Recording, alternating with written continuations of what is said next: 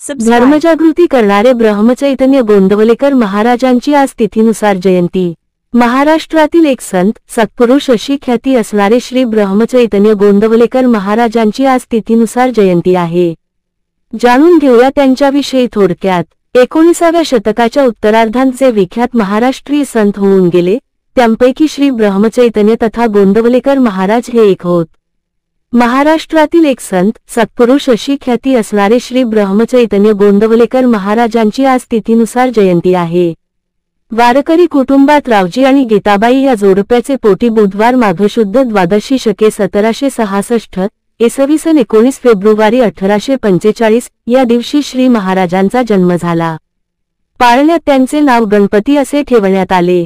गणपतीने गुरुजींकडून अल्पावधीतच विद्या आत्मसात केली, पण अध्यात्माच्या ओढीने 9व्या वर्षीच 2 सोबत्यांसह बाल गणपती यांनी गुरु शोधण्यासाठी घर सोडले। ब्रह्मचैतन्य नाव कसे पडले? लहानपणापासूनच श्रीरामपरायण केल्यामुळे सद्गुरूची ओढ त्यांना लागली व गुरूंचा शोध घेण्यासाठी त्यांनी वयाच्या 12व्या वर्षी घराबाहेर पडले। या प्रवासात ते अनेकांना भेटले, अनेक ठिकाणी फिरले। या काळात श्री महाराजांनी योगविद्या हस्तगत केली, मात्र मनाचे समाधान होईना। श्री समर्थांच्या परंपरेतील रामकृष्णांच्या सांगण्यानुसार नाथपंथीय गुरुपरंपरेतील येहळेगाव येथील तुकामाईंकडे गेले। तुकामाई म्हणजे योग आणि भक्ती यांचा अपूर्व संगम होता। तुकामाईंनी त्यांचे ब्रह्मचैतन्य असे सांप्रदायिक नाव ठेवले। गोंदवलेकर महाराजांचे कार्य। गोंदवलेकर महाराजांनी असंख्य लोकांना व्यसने, दुराचरण, दुराभिमान, संसारचिंता यांपासून सोडविले। कौटुंबिक कलह मिटवून अनेकांचे संसार सुखाचे केले। यासाठी त्यांनी व्यक्तिगत उपदेश, प्रवचन, भजन, कीर्तन यांचा उपयोग केला। त्यांनी गोरगरिबांना आधार दिला, दुष्काळग्रस्तांना काम पुरवून अन्न दिले। आधुनिक सुशिक्षितांमधील अंधश्रद्धा घालवून त्यांच्यामध्येही धर्म आणि भक्तीबद्दल आदर उत्पन्न करून लोकांमध्ये धर्मजागृती केली।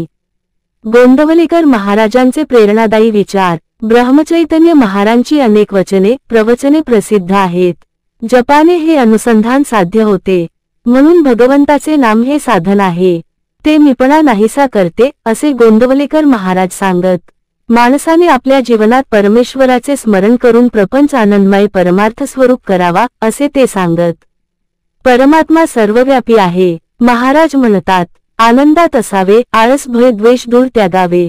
हाची सुबोध श्रीगुरूंचा, अनुसंधाना कधी न चुकवावे। गोड सदा बोलावे, नम्रपणे सर्व लोकप्रिय व्हावे। हाची सुबोध श्रीगुरूंचा, भक्तीने रघुपती साळवावे। मार्गशीर्ष वद्य दशमी शके 1835 22 डिसेंबर 1913